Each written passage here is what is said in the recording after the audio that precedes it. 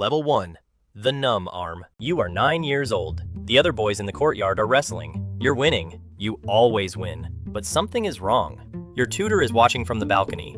He's not watching the fight. He's watching your arm. The other boys are scratching you, digging their nails into your right forearm. You don't flinch. You don't feel it. You've never felt it. Your tutor calls you inside. He grabs your arm and presses a lit candle close to your skin. Nothing. No pain, no reaction. His face goes white. He knows what this means. You don't. Not yet. You're a prince of Jerusalem. Your father is king of the holiest city on earth. You live in a stone palace surrounded by enemies on every side. You were born for the throne, but something is growing inside your body. Something that will eat you alive. Level 2. The Final Verdict. You are 11. A physician examines you in a dark room. He unwraps the linen from your arm. The skin is pale. Patches of it are completely numb. He presses a needle into your flesh. You feel nothing. He steps back. He doesn't need to say the word, leprosy. In this century, it's a final verdict. There is no cure, no treatment. Your body will slowly destroy itself. Your skin will crack and blister. Your fingers will curl inward like claws. Your face will collapse. Eventually, your eyes will go dark. And then, your story ends.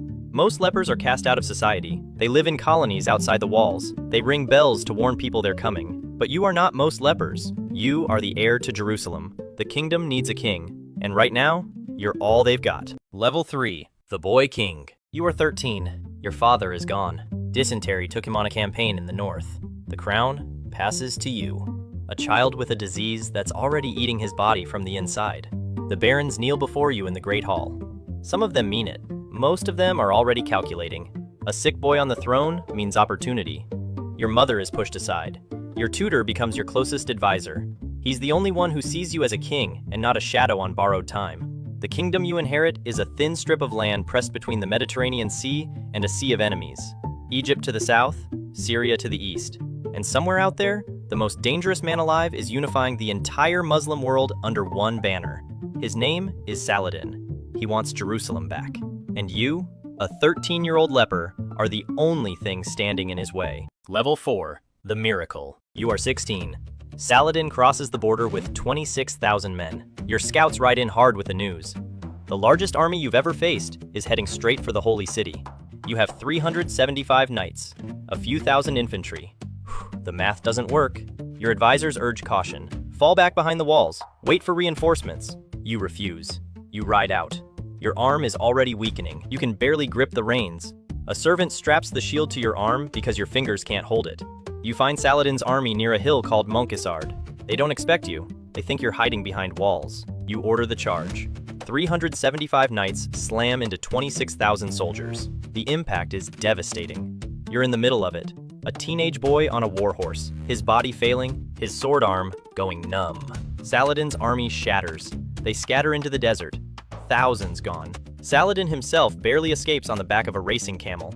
You ride back to Jerusalem, a hero. The entire kingdom erupts. A leper boy just defeated the greatest general in the known world.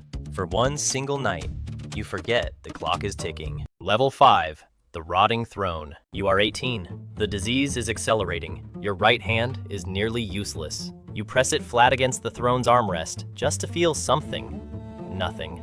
The skin on your arms is cracking open in deep sores. Bandages cover most of your body now. You can still ride, but someone has to lift you onto the horse. The court sees it. The vultures are circling. Your mother whispers in corners you can't reach. She schemes behind your back. Your sister's new husband, a French knight with more ambition than skill, is positioning himself for the crown. The barons split into factions. Some support you, some back the French knight. Some just want whoever wins to owe them a favor. You sit on the throne wrapped in linen, watching your kingdom tear itself apart from the inside. 4 months ago, you drove Saladin into the desert. Tonight, your own court is the battlefield. Saladin is still out there. He hasn't forgotten Montgesard. He's rebuilding. He's recruiting. He's patient. He doesn't need an army right now. He has something better.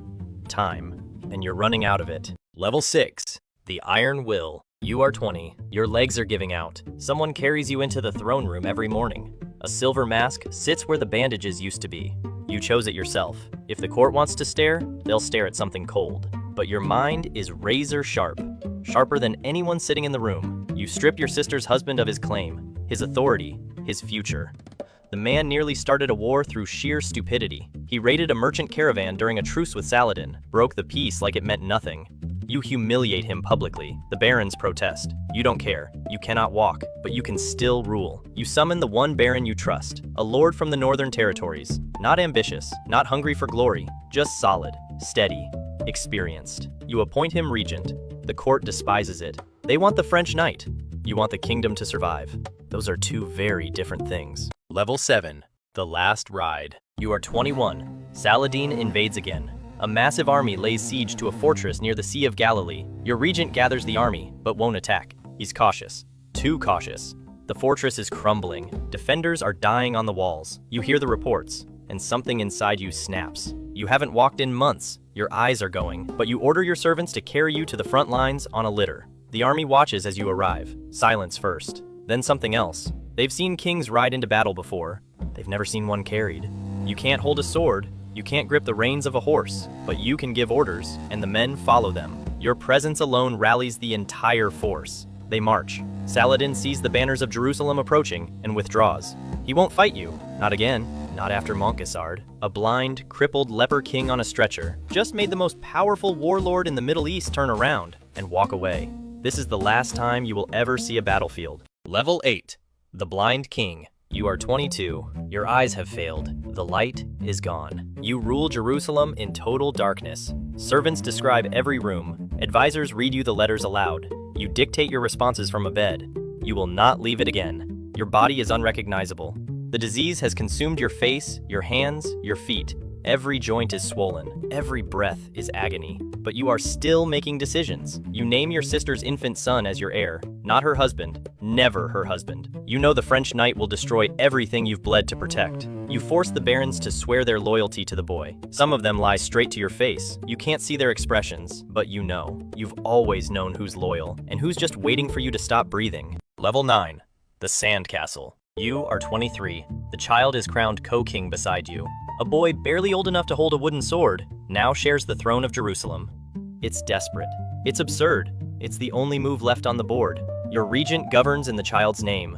The French knight is sidelined. For now.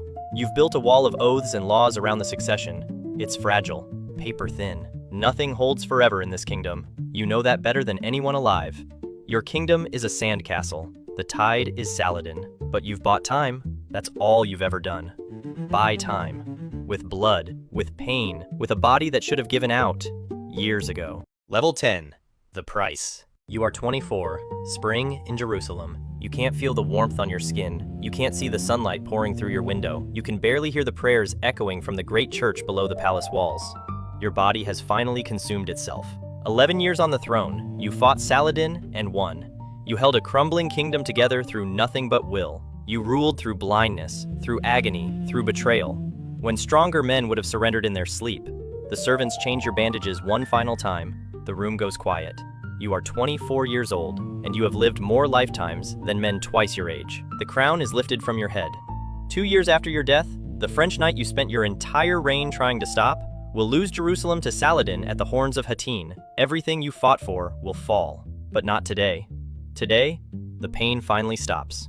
You paid the price, and now, you are history.